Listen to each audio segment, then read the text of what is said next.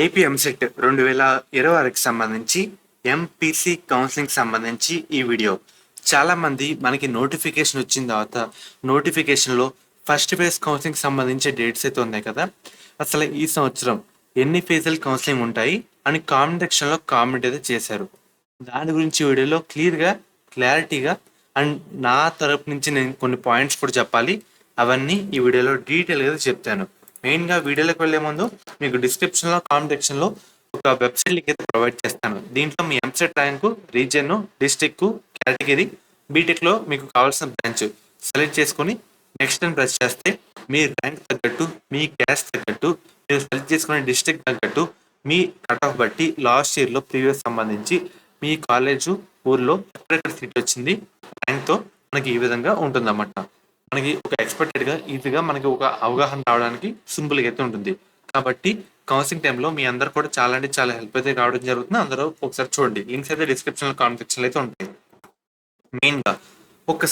మెయిన్గా ఎన్ని పేజీలు ఉంటాయని చెప్పే ముందు ఫస్ట్ ఇన్ని పేజీలు ఉంటాయి అని ఆలోచించడం మానేయండి. మన చేతిలో ఉంది ఏంటి ఇప్పుడు ఫస్ట్ పేజ్లో సపోజ్ నాకు ఒక 90,000 ర్యాంక్ వచ్చింది అనుకోండి. నా ర్యాంక్ తగ్గట్టు నేను ఎలా పోరాడితే ఫస్ట్ పేజ్లో సీట్ తగ్గించుకుంటా అనే ఆలోచనలో ఉండాలి. అర్థమవుతుంది కదా. అంటే ఎన్ని ఆప్షన్లు అంటే ఒక 10 పెడితే రాదు, 20 పెడితే రాదు, కొన్ని ఎక్కువ పెట్టాలి, నెంబర్ ఆఫ్ ఆప్షన్లు పెట్టాలి, అప్పుడే సీట్ వస్తుంది.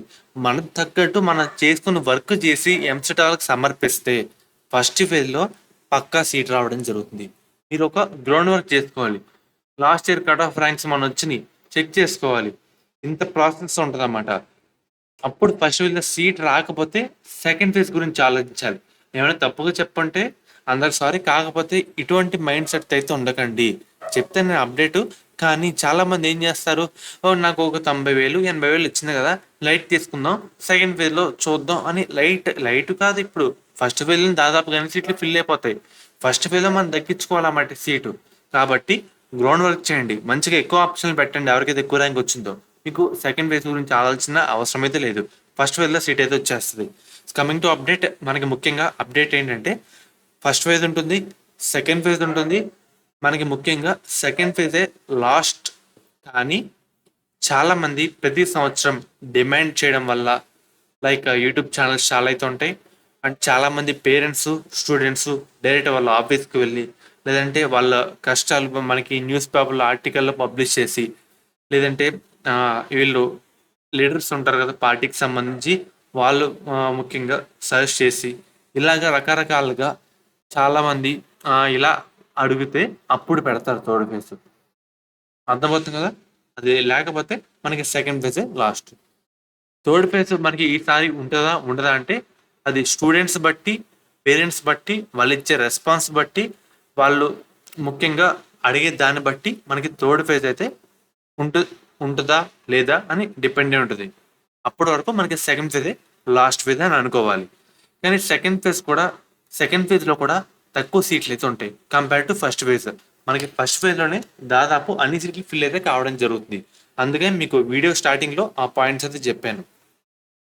ఎంత 80, 90 లక్ష ర్యాంక్ వచ్చినా మీ అంతటి మీరు వర్క్ చేయాలి. ఇప్పుడు ఉంది లాస్ట్ ర్యాంక్స్ ఉంది, లాస్ట్ ర్యాంక్లో మనకి సీట్ వచ్చిన వాళ్ళు కూడా ఉంటారు.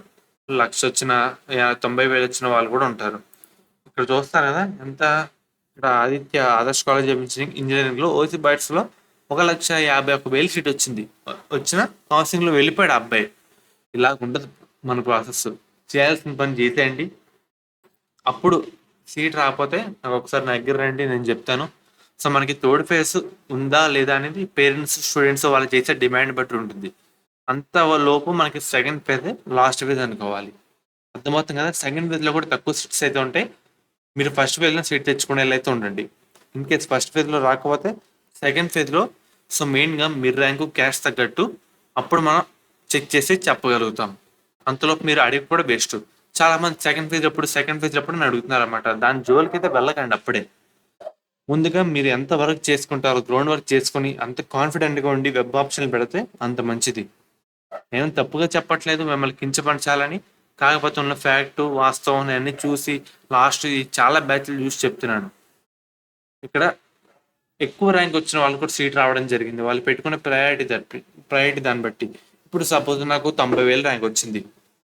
నాకు ఒక టాప్ కాలేజ్‌లో సీట్ పెట్టి కూర్చుంటే ఒక 2, 3 ఆప్షన్‌లు ఎక్కడొస్తది వెబ్ ఆప్షన్‌లో సీట్ అలాట్‌మెంట్‌లో రాదు కదా! కొన్ని నంబర్ ఆఫ్ ఎక్కువ ఆప్షన్‌లు పెట్టాలి. కట్ ఆఫ్ కూడా చెక్ చేసుకోవాలి. ర్యాంక్, క్యాస్ట్ సంబంధించి అప్పుడు మనం రాకపోతే సెకండ్ ఫేజ్ గురించి అయితే ఆలోచించాలి. ప్రజెంట్ ఈసారి ఫస్ట్ ఫేజ్ ఉంటుంది. సెకండ్ ఫేజ్ కూడా ఉంటుంది. Third phase students parents demand బట్టి మనకైతే పెడతారా లేదా అనే ఆప్షన్ అయితే ఉంటదన్నమాట. అప్పటి లోపు సెకండ్ ఫేజ్ ఫైనల్ ఫేజ్ అనేది అనుకోండి. అర్థమవుతుంది కదా? సో ఫ్రెండ్స్, ఇది ఈరోజు వీడియో. ఫర్దర్ థర్డ్ ఫేజ్ మీద ఎక్కువ హోప్స్ అయితే పెట్టుకోకండి. ఫస్ట్ ఫేజ్ అయితే ఎక్కువ డిపెండ్ అయితే అవ్వండి. అర్థమవుతుంది కదా? సో ఫ్రెండ్స్, ఇది ఈరోజు వీడియో. ఫర్దర్ మీకు ఎటువంటి డౌట్ ఉన్నా కామెంట్ అయితే చేయండి. మనకి ముఖ్యంగా ఎవరైతే ఇప్పుడు ఇంటర్ సెకండ్ ఇయర్ బైపీసీ విద్యార్థులు ఉన్నారో మనకి ఎంసెట్ ఎగ్జామ్ కంప్లీట్ అయిపోయిన తర్వాత మన ఎంసెట్ బైపీసీ కౌన్సిలింగ్ అయితే స్టార్ట్ అయితే కావడం జరుగుతుంది. మెయిన్గా స్టార్ట్ అయ్యే ముందు మీ అందరికీ ఒక one of the best college గురించి అయితే చెప్తాను.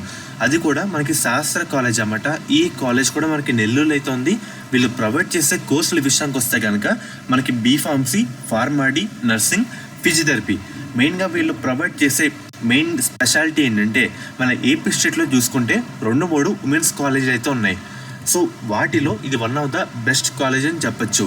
మెయిన్గా మనకి బీఫార్మసీలో 1 women's college, 2 co education and అలాగే ఫార్మడీలో ఒక కో ఎడ్యుకేషన్ కాలేజ్ అయితే ఉంది. బీపీటీలో కూడా ఒక కో ఎడ్యుకేషన్ కాలేజ్ అయితే ఉంది. నర్సింగ్లో ఉమెన్స్ కాలేజ్ అయితే ఉందన్నమాట. మీకు ఎటువంటి డౌట్ ఉన్నా స్క్రీన్ మీద కనిపించే ఈ నెంబర్కి ఒకసారి కాంటాక్ట్ అయితే అవ్వండి. వాళ్ళైతే మిమ్మల్ని డీటెయిల్గా గైడ్ చేస్తారు. ఎలా జాయిన్ అవ్వాలి, మనకి ట్యూషన్ ఫీజు ఎంత, హాస్టల్ ఫీజు ఎంత క్లియర్ కట్గా అయితే చెప్తారు. మనకి ప్లేస్మెంట్ రేట్ కూడా మంచిగా అయితే ఉందన్నమాట.